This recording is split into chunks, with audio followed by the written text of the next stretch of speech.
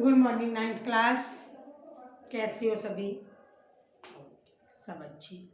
अब हम फिजिकल का lesson 8 safety and education and first हमने घर में चोट लगने के कारण, स्कूल में और बचाव के बारे में किया था कि हमारे इनसे हम कैसे कैसे बच सकते हैं। ठीक है, तो आज हम इसमें से करेंगे सुरक्षा शिक्षा का देते हुए क्या क्या है और सुरक्षा की कौन कौन सी संस्थाएं बना रही हैं। ठीक है, आज हम करेंगे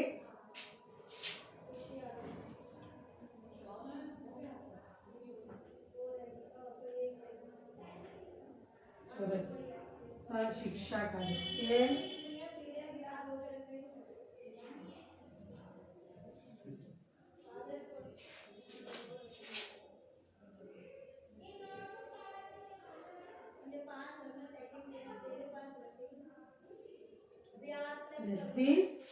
और संस्थाएं।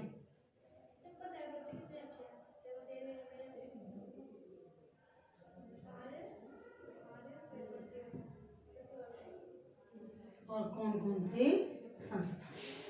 ठीक है, पहले हमने कहा कि घर पे चोट लगने, स्कूल पे चोट लगने के कारण क्या क्या हैं और उनके हम कैसे बचाव कर सकते हैं, सड़क पे भी। ठीक है, तो आज फिर हम करेंगे इनके दायित्व। सुरक्षा शिक्षा का दायित्व। सुरक्षा शिक्षा का दायित्व किसी एक व्यक्ति या संस्था का नहीं है, ये तो माता पिता, अध्यापक, नगरपालिका, सरकार और समाज का सामूहिक दायित्व है। एक का नहीं कि हम एक सोचे कि एक जना कर लेगा, नहीं, सभी का मिलकर। घर एक प्राथमिक पाठशाला कहा जाता है। बच्चा अपना अधिक समय घर पर ही व्यतीत करता है, इसीलिए माता पिता की जिम्मेवारी है कि वे अपने बच्चों को सुरक्षा संबंधी ज्ञान दें। इससे बच्चे दुर्घटना का शिकार नहीं होंगे। घर के पश्चात स्कूल एक ऐसा स्थान है, यहाँ बच्चे कितने घंटे रहते हो? 5-6 घंटे रहते हो। स्कूल में अध्यापक का कर्तव्य है कि बच्चे को सुरक्षा शिक्षा की शिक्षा दें।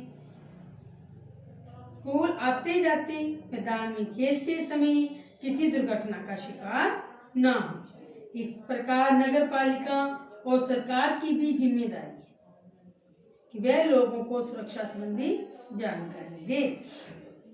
इससे प्रतिदिन होने वाली दुर्घटनाओं में कमी आएगी और लोगों की आयु लंबी होगी। ठीक है, तो क्या है इसमें आपको कहा गया है कि दायित्व सुरक्षा शिक्षा का दायित्व एक इंसान का नहीं है ना, सारे मिलके। बड़ों का काम आपको समझाना और आपका काम समझना।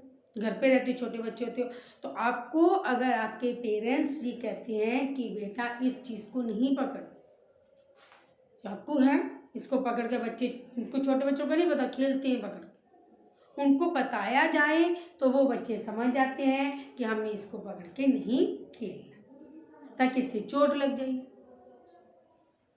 घर पे सीढ़ियाँ उतरते समय ध्यान से उतरना, रोड क्रॉस करते समय हमें छोटी छोटी बातों की जानकारी अगर पेरेंट्स देते हैं तो बच्चा भी समझता है। और जब बच्चा स्कूल में आ जाता है तो स्कूल में भी बहुत सारी बातें सीखता है। नगर निगम का भी आपको जगह जगह आपके कैंप भी लगाए जाते हैं, कभी कभी स्कूल में भी देखो सुरक्षा नियम बताने आ जाते हैं कि रोड भी हमने कैसे क्रॉस करनी है, बाइक व्हीकल कोई भी हो तेज नहीं चलाना, ये कहते हैं ना, इन चीज़ों का ध्यान में रखना। तो आपको ये एक की जिम्मेवारी नहीं है, सबकी अलग अलग सी जिम्मेवारियां बनती है। सरकार की, गौरव की, नगर पालिका की, माँ बाप की, टीचर्स की। क्योंकि आपको देखो, अगर आप गलत क्रॉसिंग करते हो तो आपको जुर्माना भी भरना पड़ता है। अगर इनको जुर्माना भरते हो तो आपके लिए ही कि आप उसको नियम को अपनाएं। संस्थाएं कौन कौन सी हैं अभी आपको बताया, स्कूल, कॉलेज, घर, समाज, सरकार, नगर पालिका, ये सारी क्या है, इनकी संस्थाएं। स्कूल और कॉलेजों में भी अध्यापकों को सुरक्षा के नियमों की विशेष जानकारी देनी चाहिए। अगर कभी आपको पेपर में आ जाए संस्थाएं कौन कौन सी हैं, तो कौन कौन सी संस्थाएं लिखती हैं, स्कूल कॉलेज घर भी आप लिख सकते हो। घर तो में संस्था नहीं होती ना, घर से काम होता है। नगर पालिका, पालिका को भी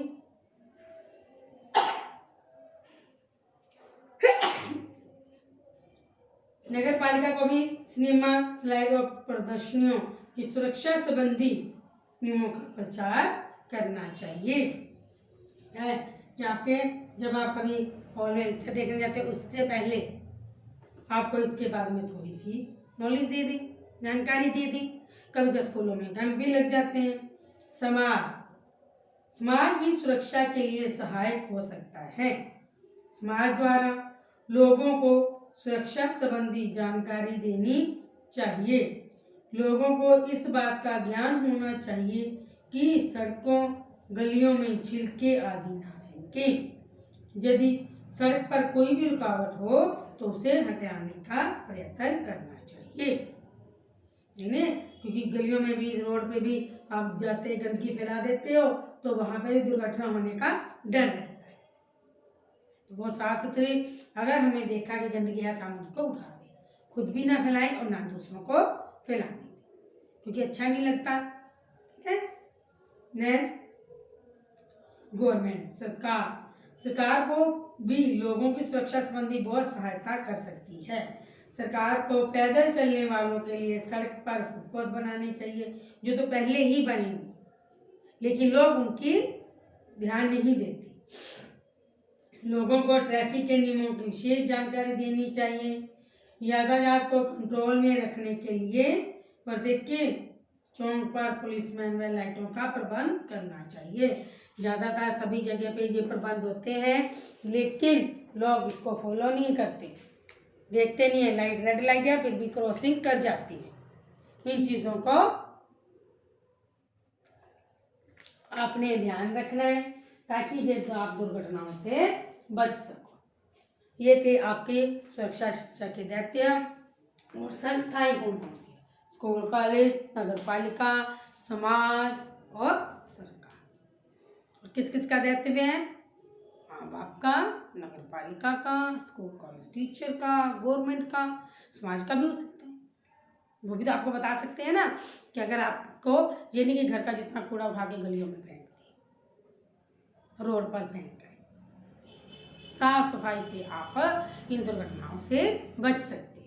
जल्दी से अपनी अपनी नोटबुक पे लिखें सुरक्षा शिक्षा का दायित्व और संस्थाएं। जल्दी लिखें।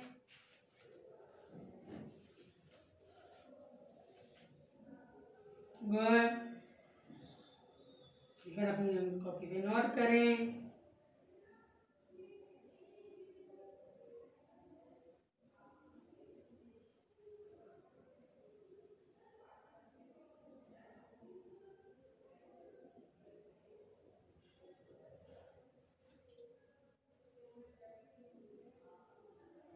गुड।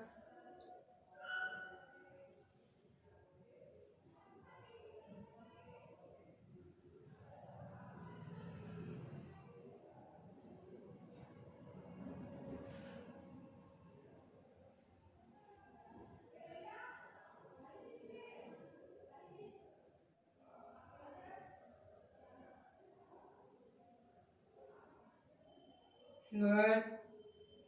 अपनी कॉपी पे नोट करें सुरक्षा कानून का किसका दायित्व है और संस्थाएं कौन कौन सी हैं।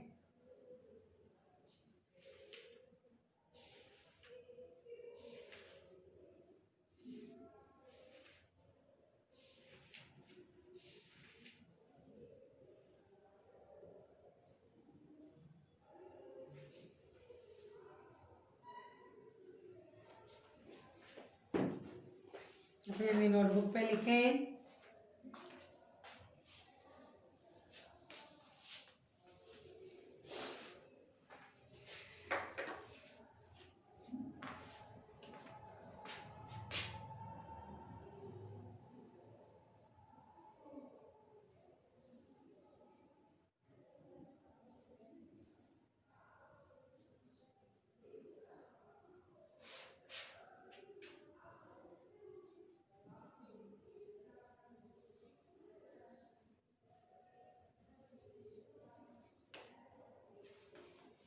अब फर्स्ट एड।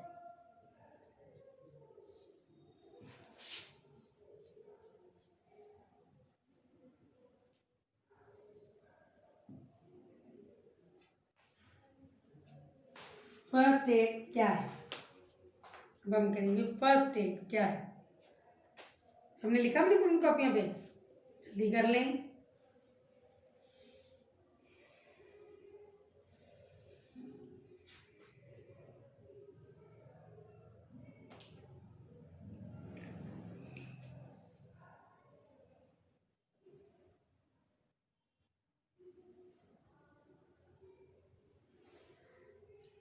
अब हम करेंगे फर्स्ट एड। फर्स्ट एड क्या है? हमारे जीवन में प्राय दुर्घटनाएं होती हैं। खेल के मैदान में खेलते समय, सड़क पर चलते समय, स्कूल की प्रयोगशाला में काम करते समय, घर में सीढ़ियाँ उतरते चढ़ते समय, रसोई घर में काम करते हुए, ठीक है, किसी भी व्यक्ति की किसी प्रकार दुर्घटना हो सकती है। कई बार खेल के मैदान में अनेक दुर्घटनाएं हो जाती है। इन दुर्घटनाओं के बचाव के लिए आवश्यक है कि खेल का मैदान ना ही अधिक कठोर हो और अधिक ना ही नरम। इस दुर्घटना से बचाव के लिए आवश्यक है खेल का मैदान क्या ना अधिक कठोर ना अधिक नरम। खेल किसी कुशल प्रबंधक की देखरेख में खेली जाए। ऐसे समय ये तो संभव नहीं, ठीक है, कि डॉक्टर हर जगह मौजूद।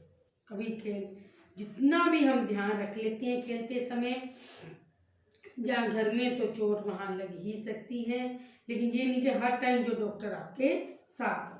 डॉक्टर के पहुँचने से पहले, डॉक्टर तक ले जाने से पहले उपलब्ध जो भी उस व्यक्ति को दुर्घटनाग्रस्त पे उसकी सहायता करी जाती है उसको क्या कहते हैं? प्राथमिक सहायता, फर्स्ट एड। इसी प्रकार डॉक्टर सहायता मिलने से पहले जो रोगी या घायल को चिकित्सा की जाती है उसमें क्या कहते हैं? प्राथमिक सहायता। सभी लिख लें।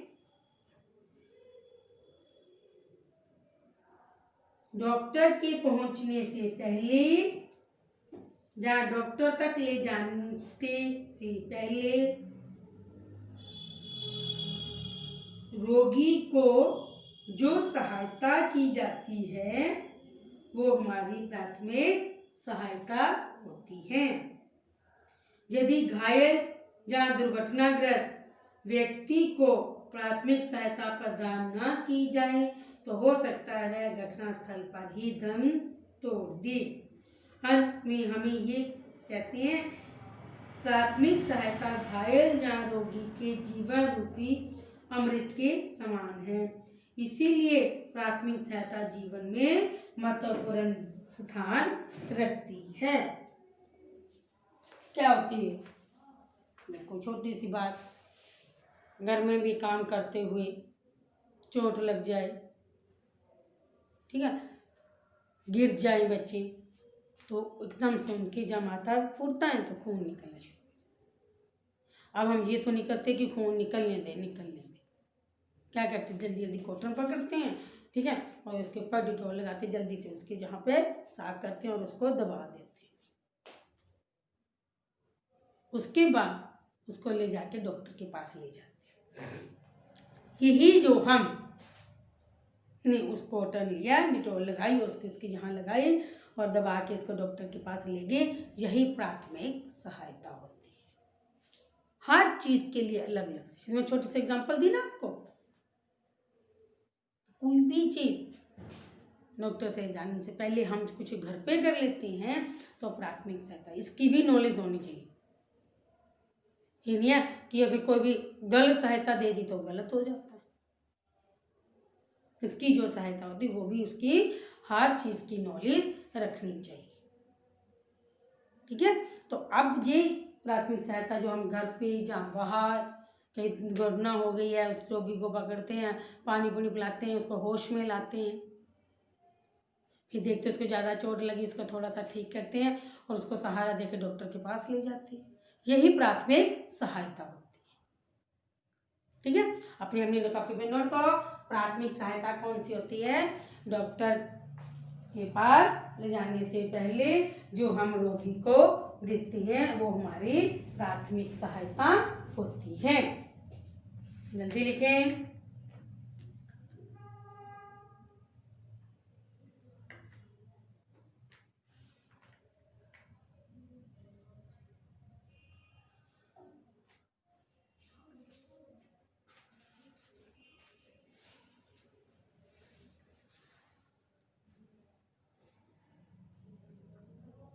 सभी करें।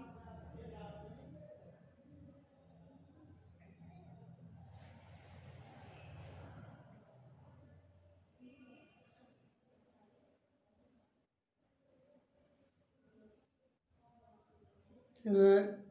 अपने नोटबुक पे भी लिखते जाएं।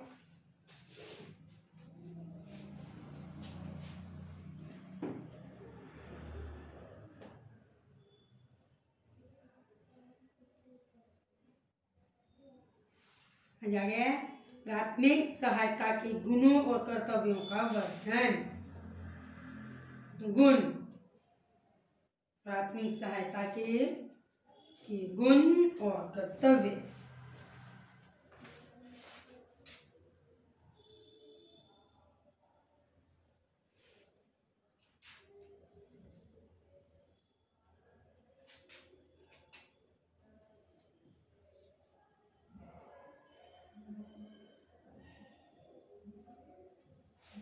गुण और कर्तव्य क्या है? प्राथमिक सहायता। प्राथमिक सहायता के गुण क्या क्या है? चुस्त और समझदार होना, वह हर प्रकार की योग्यता रखता हो, सहन शक्ति होनी चाहिए, उसको दूसरों का व्यवहार अच्छा हो, भेदभाव ना करे, कार्य को तेजी से करे, स्वास्थ्य अच्छा होना चाहिए, उसका चरित्र भी अच्छा होना चाहिए, उससे ये शक्ति होनी चाहिए कि वह कठिन से कठिन कार्य को आसानी से करे, ईमानदार, चुस्त और अपनी योजना बनाने की शक्ति होनी चाहिए, साहस वाला होना चाहिए, प्राथमिक सहायता सहायक सोचने की शक्ति वाला होना चाहिए। क्या क्या है जो प्राथमिक सहायता है? सबसे पहली तो बात एक ईमान, शक्तिशाली, यानी खून को देख के डर जाए, ईमानदार। कई लोग आजकल क्या होता है देखते हैं ना, क्या होता है, किसी को चोट लगी, वो वहां से गिरा पड़ा तो गिरा पड़ा, हम उसकी चीजें उठा के भाग जाएं, हमारा क्या है? ईमानदार। तभी तो कहते हैं ना कि उसके साहस होना चाहिए। कई क्या करते, खून को देखते डर जाते, भागते, नहीं जी नहीं जी। साहसी, चुस्त, हर चीज का ज्ञान रखने वाला, डॉक्टरों के नंबर होने चाहिए उसके पास, उसको सहायता देनी चाहिए और लोगों को बुलाना चाहिए। ये सारे गुण एक प्राथमिक देने वाले के अंदर होने चाहिए। और उसका कर्तव्य क्या है? प्राथमिक सहायक के कर्तव्य इस प्रकार है। पहला कार्य पहले करना चाहिए, रोगी को सदैव हौसला देना चाहिए, जितना शीघ्र हो सके डॉक्टर का प्रबंध करना चाहिए, यदि आवश्यक हो तो रोगी के कपड़े आवश्यकतानुसार उतार देने चाहिए, रोगी के प्राण बचाने के लिए अंतिम श्वास तक सहायता प्रदान करनी चाहिए, रोगी को सदैव आराम की दशा में रखें, रोगी के इर्द गिर्द शोर ना हो, यदि रक्त बह रहा हो तो रक्त को बंद करने का प्रबंध करना चाहिए, रोगी को सदा खुली हवा दें, यदि दुर्घटना बिजली या करंट या गैस से हुई हो तो एकदम बिजली या गैस बंद कर दें। क्या पहले देखो ना उसके दौरान किस कारण हुई, उस कारण को पकड़ो, उसको कौन सी सबसे पहले सहायता देनी वो देखो। ये नहीं है ना खून बहता तो बहने दो, पहले पुलिस तो डॉक्टर को फोन करो, फोन बहने दो ना, पहले उसको फोन रखो ना। डॉक्टर की तभी फ़ोन करेंगे ना जब उसको हम पहले से ये ना कि खून डॉक्टर को फ़ोन कर दें और उसका खून निकलता जाए तो उसकी डेथ हो जाए।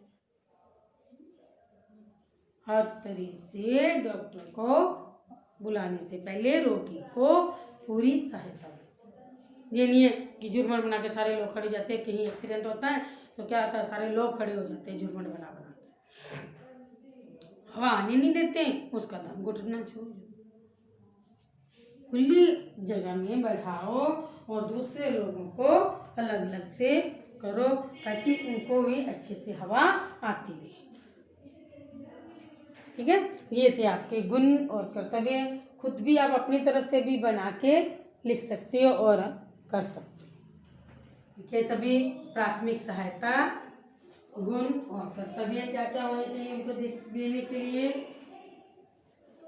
और जी डॉक्टर उनको हौसला देने का ना, भाई तेरे बहुत चोट लगी है तो अभी तो ऐसे हो जाएगा, तो नहीं डराना नहीं है, उनको हौसला देना है कि ऐसे नहीं, अभी आप ठीक हो जाओगे, अभी डॉक्टर आ जाएगा, अभी थोड़ी सी तो चोट लगी है आपको, ऐसे ऐसे उसके हौसले बढ़ाने हैं, डराना नहीं है। ठीक है, तो ये थे हमारे आज के जो हमने टॉपिक किया, और पहले मैंने संस्था बताई सुरक्षा वाले और प्राथमिक सहायता के गुण और कर्तव्य आपने अपनी अपनी नोटबुक पे भी करते जाए। ओके बेटा, okay, have a nice day.